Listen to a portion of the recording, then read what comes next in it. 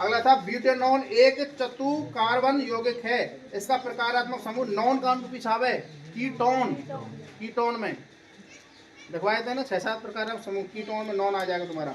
अगला हमारा कोई विलयन लाल लिटमस को नीला कर देता है, लाल नीला कौन कर रहा है, क्षार, और क्षार को पीएच मान 7 से ज्यादा रहे तो 7 से ज्यादा कौन सा है, 10। अगला हमारा सीएफसी जैसे रसायनों में ओजोन परत को नुकसान पहुंचाया जाता है जो सूर्य से आने वाली अल्ट्रा वायलेट किरणें, परावैंगनी किरणें विकिरण सुरक्षा प्रदान करती है। अगला किसी चुंबक के चारों ओर एक क्या होता है, चुंबकीय क्षेत्र उत्पन्न होता है तुम्हारा, जिसमें चुंबक के बल संचालित किया जाता है। अगला विद्युत धारा का मात्रक क्या होता है, एम्पियर, यूं ना हो तुम पे। अगला श्वेत प्रकाश का इसके अवयवी वर्णों में, इसके अवयवी वर्णों में देखो ढूंढो, यही मिलेगा वो शायद कम दिख में लगभग। हाँ ये रहो, अपने अवयवी रंगों में, अपने अवयव रंगों में विभाजित होना क्या कहलाता है, वर्ण विक्षेपण। आज के टॉपिक में था वही क्वेश्चन। अगला किसी गोलीय दर्पण की फोकस दूरी उसकी वक्रता त्रिज्या की आधी रहे भाई यार, पूरे वो यहाँ पे बात आधी रहे भाई फोकस दूरी, ऐसे होता था यहाँ पे फोकस रहे हो, यहाँ पे कहा रहे हो वक्रता केंद्र, वक्रता दूरी आर, कैपिटल आर, यहाँ पे आधी रही फोकस दूरी। अगला मेंडल ने मटर के पौधे पर काम करो, ठीक है ना। लाल रक्त कोशिका में उपस्थित हीमोग्लोबिन ऑक्सीजन पकड़े और पूरे शरीर में घुमा के कितना समझा मैंने यार। अगला हमारा CH3 डबल बॉन्ड O क्या हो जाएगा बताओ, क्या हो जाएगा, ऑक्सीजन और इसके साथ में। अब डबल बॉन्ड O काय दिखा रहा हूँ हमारा, या बताओ कोई, इसको तुम घर से करके लाना। अगला कमरे के ताप पर कौन रहता है, पारा, किस अवस्था में रहता है, द्रव्यावस्था में। अगला अपच का उपचार करने के लिए एंटी क्षारीय लेते थे, लेकिन उदाहरण लिख देते हैं, मैंने लिखवा दिया आपको मैग्नीशियम हाइड्रोक्साइड MgOH का whole twice, milk of magnesia, Eno समझे जाना, इनो पीले वाल से ही हो जाता है। अगला जैव आवर्धन तुम्हारा ये 13वें पार्ट से था, हमारे द्वारा उत्पादित अजैव निम्नीकरण ये तुम्हारे 13 पार्ट में था। किसी चुंबकीय क्षेत्र में विद्युत स्थिर विद्युत धारावाही चालक में आरोपित बल कब अधिकतम होता है, जय हो।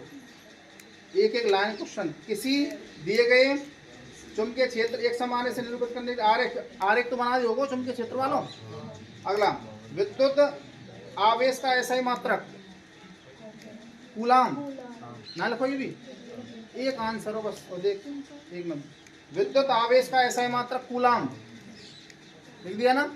अगला विद्युत सेल का प्रतीक, विद्युत सेल को प्रतीक जो कन्नो खाली जो करके एक डंडा यहाँ पे प्लस और एक डंडा यहाँ पे माइनस, इस ऐसे पूछोगा प्रतीक पूछो। 18 लिखाए तुमको मैंने, एक बार ना आ सके, एक बार ना आ सके, ये पूछो खाली काय को सेल, पूरा सेल बना दे, सिवा तो बना देते। अब ये पूछो मैंने 18 लिखा रखा। अगला अगला मानव में लिंग निर्धारण का केवल नामांक चित्र बनाना है, x y, एस का ने ऐसे ऐसे बना ले कचना हम। अगला ऑक्सीकारक क्या है, ये तुम्हारा ऑक्सीडेशन वाला, ये उपचयन के बारे में लिखना था तुमको, ये मैं जान रहा चल्ला बताइए कि उपचयन है, कई बार वो ऐसे बोल दे ऑक्सीकारक, ऑक्सीडेशन अंग्रेजी में। अगला जब कोई अम्ल किसी धातु के साथ अभिक्रिया करता है, 5 और 5 10 लिखा है, उनमें एक पूछो। अम्ल के साथ मैंने 5 अंक की अभिक्रिया भाई, अम्ल के साथ तुम्हारा धातु की, अम्ल के साथ क्षार की, अम्ल के साथ तुम्हारा कार्बोनेट की, धातु कार्बोनेट की, 5 अंक की अम्ल के साथ, 5 अंक क्षार के साथ, एक पूछो। और कौन सी गैस निकल रहा है, हाइड्रोजन गैस। अगला हमारा शुद्ध जल का पीएच मान कितना होता है, 7। तो बात कम कौन रहे, अम्ल, और बात ज्यादा कौन रहे, क्षार। क्षार रहे 7 से ज्यादा, अम्ल रहे 7 से कम, और उदासीन रहे 7 पे। पीतल व तांबे के बर्तनों में दही खट्टे, ये तो तुम्हारा सवाल में दे रखो, किताब के पहले जो तुम्हारा पाठ है वहाँ आंसर के रूप में दे रखो, क्वेश्चन आंसर को किताब में देखी ना क्वेश्चन किताब में। क्यों, इनकी तुम्हारी क्रियाशीलता क्या होती है, तुम्हारी तांबे की पीतल की ज़्यादा होती है सोने और चांदी की तुलना में। सक्रियता श्रेणी के बाद क्रम लिखवाया था मैंने आपको, ऊपर से लेकर नीचे तक, काना कम जब प्रभु को लास्ट में सोना चांदी वाली, लास्ट में सोना था, बाद ऊपर चांदी, बाद ऊपर तांबा, इनकी यानी सोने चांदी अभिक्रिया से तो ज़्यादा रहे कौन की हमारी तांबे पीते या तुम्हारा क्या होता है तुम्हारा दही दही नहीं रखते क्योंकि जहरीला पदार्थ बनता है, जहरीला पदार्थ से आदमी को नुकसान हो सकता है। रासायनिक गुणधर्मों के आधार पर धातुओं और अधातुओं में विभेद, भौतिक परिवर्तन इतना लिखा है, अभिक्रिया छोटी छोटी लिखा नहीं है हमें, वायु के साथ जल के साथ, वायु के साथ जल, जितनी बार तुम नोट्स मेरे पढ़ेंगे उतना ही नया पाओगे। तुम सोच तुमने याद है, याद हो बालिक भी दोबारा पढ़ के देखिए उसको नया मिलेगा। अब बहुत से जब मैं चेक करूंगा भौतिक परिवर्तन लिखा है, रासायनिक परिवर्तन पीछे। कार्बन एवं उसके यौगिकों का उपयोग अधिकतर अनुप्रयोग में ईंधन के रूप में क्यों किया जाता है? संतर भाटो कार्बन या कशु लिखा है आपको। पुष्प का अनुदैर्ध्य नामांकन, पुष्प में ऊपर को कौन रहे हो? परागकण और तंतु वर्तिका द्वारा अंडाशय में जाता था, निषेचन होता था। स्त्री केसर कौन कौन है हमारे?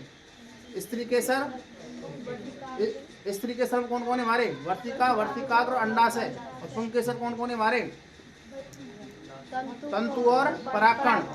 उसका चित्र बना के नाम लिखा नहीं बस फूल को बता। कायम दुखंडन बहुखंडन, दुखंडन में क्या होता है, बहुखंडन क्या होता है? पहलो ही प्रकार आएगा अलैंगिक जनन की विधियों में मैंने पहले कराई थी तुम्हारी खंडन विधि। खंडन में तुम्हारी दो प्रकार की, दो खंडन और बहुखंडन। दो खंडन में दो भागों में टूटा है कौन? अमीबा। और दूसरा तुम्हारा बहुखंडन था, अनेक अनेक भागों में टूटता था, अनेक जीव उत्पन्न हो जाते थे तुम्हारे। इसके बाद तारे क्यों टिमटमाते हैं? एक चित्र बना रहा हूँ, खाली अपवर्तन के बारे में लिखना था, अपवर्तन की वजह तारे टिमटमाते। अगला हमारा देखो 19वें बार पूछ रहे बालक, मैंने सवाल करवाओ तुम ध्यान हो तो कैसे करवाओ। मैंने 400 बांट को तो लियो फ्रिज, और 150 बांट को लियो मैंने कहा पंखा, और 50 बांट को लियो लट्टू। नारो ध्यान, सबन ने जोड़ के वाट निकालनी और सबन गुणा करके हम 1000 भाग देने वाले। 4 से गुणा 8 गुणा 3 गुणा 30 बटे में 1000 आएगा रुपया। कितना रुपया है? 268 जितने भी रुपया है। अगला विस्थापन अभिक्रिया। तो विस्थापन ऐसी अभिक्रिया जिसमें अधिक क्रियाशील तत्व कम क्रियाशील तत्व को अपने योग से विस्थापित कर देता है, विस्थापन अभिक्रिया कहलाती है। कोई उदाहरण लिख रहे थे। दो विस्थापन अभिक्रिया ऐसी अभिक्रिया जिसमें अधिक यानी कि आयनों के आदान प्रदान द्वारा क्या होता है तुम्हारा विस्थापन होता है, तुम्हारा दो विस्थापन कहलाता था। दोनों के समीकरण लिख रही तुम्हारी कोई सी लिख जाते। अगला मनुष्य में ऑक्सीजन तथा कार्बन डाइऑक्साइड का परिवहन कैसे होता है? जैसे सांस ले में सांस लेवे की मैंने सभी क्रिया लिखवाई तुमको चार्ट के रूप में, ध्यान हो तुमने। सांस कैसे जाएगी? वातावरण से नाक नथुओं द्वारा, नाक द्वारा तुम्हारी जाएगी श्वसनिका, फिर तुम्हारी ब्रोंकियोल्स, फिर तुम्हारी कूपकान में, कूपकान से रक्तवाहिका में, रक्तवाहिका से कहाँ पे मारो? आरबीसी डब्ल्यू प्लेटलेट्स बने खून। आरबीसी में कौन मारा? हीमोग्लोबिन का आप करो, ऑक्सीजन पकड़ो, बाकी नहीं छोड़ दो। और जब घुमाओ शरीर में और कहाँ तक ले जाओ? कोश का द्रव्य और उसके केंद्र तक ले जाता था। कोश का द्रव्य में अपचन होता था, कोश का केंद्र में जाकर पूर्ण अपचन हो जाता था, तो वापस CO2 बने, CO2 बाहर निकालो, सांस छोड़ो। ये बात लिखी। सांस कैसे ले में जब कागज में इसको डायग्राम बनवाया था आपको, पढ़ो ना भाई साहब तुमने, समस्या आती है। अगला श्वसन के लिए ऑक्सीजन प्राप्त करने के लिए एक दिशा में एक जलीय जीव की अपेक्षा स्थलीय जीव किस प्रकार लाभप्रद है? वायवीय श्वसन और अवायवीय श्वसन के बारे में मछली के बारे में लिखवाई और आदमी के बारे में लिखवाई। वायवीय अवायवीय श्वसन वाली बात लिखनी है, ना पहचान पाए ना आंसर है भाई। जो मछली होती है किससे सांस लेती? गल्फों द्वारा लेती थी, अपने गल्फों द्वारा। और पानी में तो ऑक्सीजन खींचे, पानी सूत्र कार्य H2O और O खींचे वहाँ में तो तोड़ के गल्फों द्वारा। ये बात मैंने लिखवाई तुमको वायवीय अवायवीय वाली बात में। अगला पादप हार्मोन 3 लिखवाए मैंने, कौन कौन से थे? कौन सा तुम्हारा? साइटोकाइनिन और जिब्रेलिन, और पहला कौन सा था? ऑक्सिन। तीनों का नाम लिख देते बस, उनके एक काम लिख देते है वो पादप हार्मोन। अगला किसी सहारे के चारों ओर एक प्रतान की वृद्धि ऑक्सीजन किस प्रकार सहायक है? चलो ये तुम्हारा उसमें आ गया। जब, लेकिन इसका अथवा दिया जब एड्रीनलिन हार्मोन, करो या मरो हार्मोन, गुस्सा वाली स्थिति में एड्रीनलिन हार्मोन रक्त में स्रावित होता है तो हमारे शरीर में क्या होता है? गुस्सा होता है, करो या मरो स्थिति होती है। इन बात लिखे आते हैं। आयोडीन युक्त नमक के उपयोग की सलाह क्यों दी जाती है? आयोडीन कमी से गलगंडवा घेंगा रोग हो जाता है, इसलिए जरूरी है। हम वाहनों में